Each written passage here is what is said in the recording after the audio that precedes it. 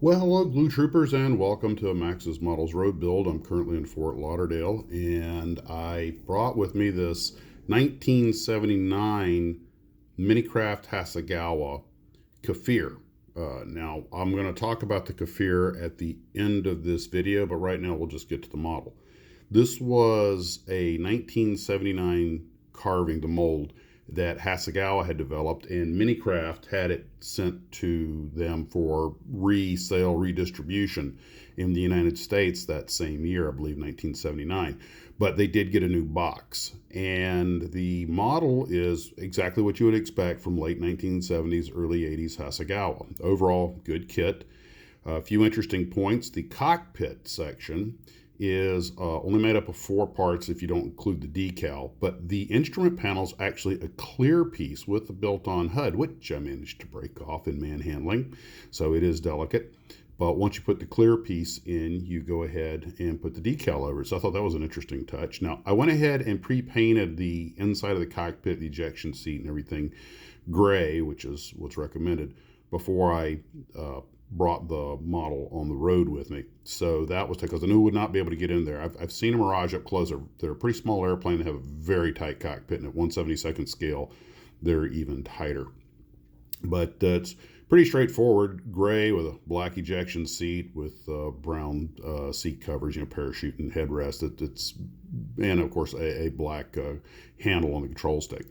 And there's enough clear glass on this thing that you probably would be able to see the interior, so you may want to spend a little bit of time on it. This model it has a two-piece cockpit, so it can be posed open canopy, which is really what they intended for you to do. Open cockpit with the gear down. It even comes with a little two-piece ladder, which is a nice touch, but it doesn't come with a pilot figurine, which tells me they really expect you to pose it wheels down, canopy open on display. I'm going to see if I can find a pilot figure to stick in there because, as I mentioned, we're going to do this one wheels up. And the wheels up idea is okay because the gear doors and everything do seat fairly well. Now, unfortunately, when I started opening my stuff up here in the hotel, I had brought this little box with some clamps and glue, and somehow I forgot to actually bring the build kit, so I didn't have any snippers or tweezers or anything, and you're going to need tweezers for this kit, especially the control stick and the instrument panel. And so the only thing I had was some toenail clippers to help to strip sprue stubs off, the runner tree, and you do what you can with what you got. So I decided to go old school, build it like I used to do when I was a kid, and fingernails and clippers, and I didn't even have a filing in on these clippers, so this is going to take some sanding when I get it home. But anyway, once you get the little cockpit built together, you just stick it in the airplane, and then of course you have two-piece intakes on each side, and you have the exhaust in the rear. The sides mated without much real argument. Again, exactly what you expect to do. I would remind you that the plastic on the styrene on this is a little on the brittle side. That may be because of age as much as anything else, but had to be a little careful with that. However, since I was having to use the old school wiggle, jiggle, and wag to get parts off the tree because the clippers really couldn't get down to it, that actually came in a little handy because they broke pretty clean. And I try to trim them up as best I can. Of course, again, I'll touch this up when I get home. Now, there are 6 really tiny pieces that are 2 scoops for the belly, 2 scoops for the top of the fuselage, and the 2 control hinge covers. And again, not too much trouble without tweezers. Manipulating them with my big fingers was kind of fun. But the clamps came in handy, though, because I did, when I put the wings together, you are going to need some clamps to get them to seat. And you have 3 fuel tanks, a centerline tank, 2 wing tanks, and 2 Sidewinder missiles. And those, again, for not having any tools, went together about as easily as they could. Of course, you have the forward canards. But before I got into the canards and the canopy and everything, I went ahead and trimmed down the gear door so it would fit. Now, again, getting back to what I was saying, this model is intended to be posed gear down. The doors do have good little spots for them to go on to the landing gear. However, when you try to make them gear up, you have to scrape those off. Did the best I could, but they still don't really fit flush. Again, we talked about the little argument with how the landing gears on models of gear doors. When you want to make them gears up, a lot of time the doors don't sit right, so I'm going to have to use a little putty on that when I get home. And there's 3 pieces on each gear door because the Mirage has a fairly complicated little gear door system. It also comes with struts and lights for the nose gear. The 2 little lights up front I didn't find, but it didn't matter because I'm doing it gear up. Nose gear is 1 piece, and the main gears are 3 pieces, including the wheels. A wheel, the main strut, and the little retraction arm. So once I got once I got the model basically done, I put the little canards on it, the canopy. I'm doing it canopy closed. Canopy fits beautifully, and no arguments there at all. Just a very straightforward little build, a great little road build. And I thought I would just for a second talk about the Kfir, because I know a lot of folks, it's a slightly obscure airplane.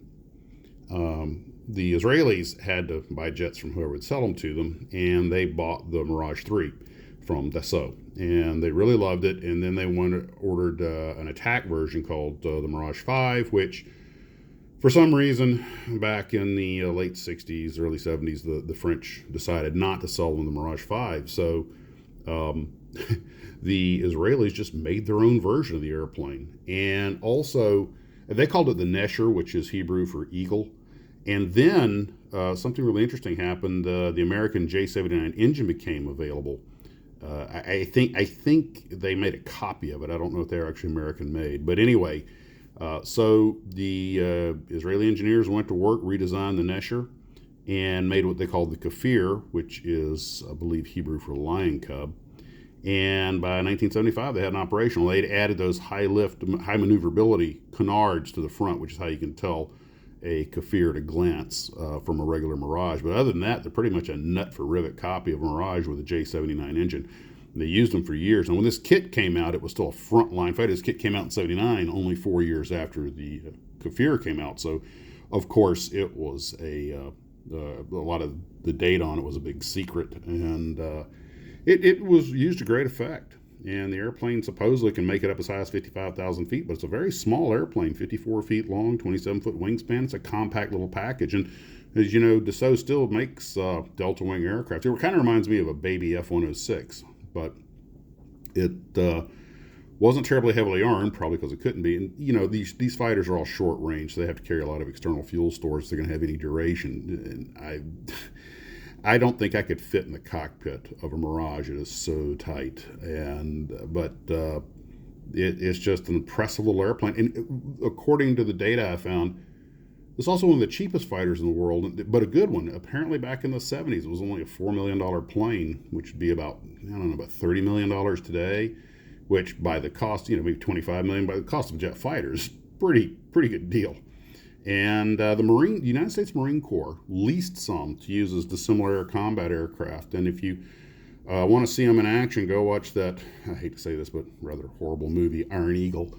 The bad guy jets are all Israeli Kafirs. In fact, the U.S. Air Force wouldn't help them with that movie, and I don't blame them, but the Israelis did. So all the F-16s, all the aircraft users, the jets are Israeli aircraft, and you see F-16s and Kafirs. They do have some decent air-to-air footage. But anyway, I'm going to have to pack this thing up. I tack glued the ordnance into place just so I could get a couple of pictures, but I'm going to take it off to send it home. And hopefully it'll get home in one piece. You do have to be careful. The spike antenna on the nose and one antenna sticking up are all molded in place, so it's real easy. I did not break them, but it's real easy to break them. But great job by Hasegawa, I think, given the technology of the era. I'll give this kit 3 out of 5 stars, maybe a 3.2. There are a couple of things about it that I would have improved. Of course, again, I know we're going back to 1979. I like the fact that you've got the option of having the canopy open or close, and it fits so well. And the landing gears are straightforward as they could make it, and the gear door, so kudos to that. But I wish they'd included just like a one-piece gear door you could just drop in if you want to make it wheels up. The nose gear door is the one that's really a trick. I'm just going to have to putty that. I actually put those little landing gear struts up in the nose gear, laid them down to use as a filler so I could get to because the doors kept just falling all the way in the airplane, and I don't have any tape or anything with me to secure them. So they could have made little one-piece doors for that, but they should have included a pilot figurine, I think. But that's really my only quote-unquote complaints. And those aren't complaints, those are just observations. So there you go. I'll get it home, clean it up, take some of the parts off, putty it up, sand it, paint it, and hopefully it should make a really nice little wheels up flyjet display to put on the shelf when I get home. And I like the size, nice and compact for a compact airplane. Well, guys, that's all I have for this little road build. And I hope you are doing well. Take care of yourselves. And as always, model on.